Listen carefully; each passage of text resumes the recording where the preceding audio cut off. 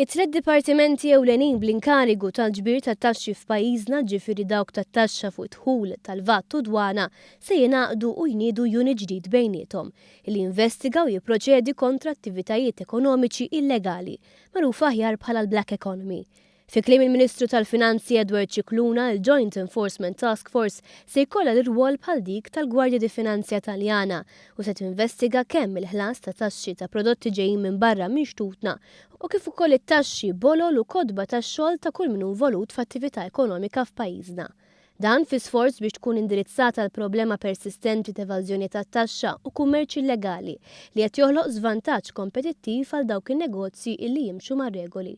Il-ħaddiema fih dan il-unit il-ġdid se jkunu mħarġa barra minn xtutna u se jingħataw il-mezzi teknoloġiċi li jagħtu indikazzjoni ta' fejn hemm l-ikbar riskju ta' ksur tal-liġi. Da se jiffoka b'mod intelligenti bis-software u anka b'informazzjoni li jġib minn ċertu bnadi anka minn barra biex jiffoka li kontra l-Black Economy. Ġifieri ħalli l-komunità tal-kummerċ tikkompeti b'mod tal-livell u mhux b'mod mhux fair.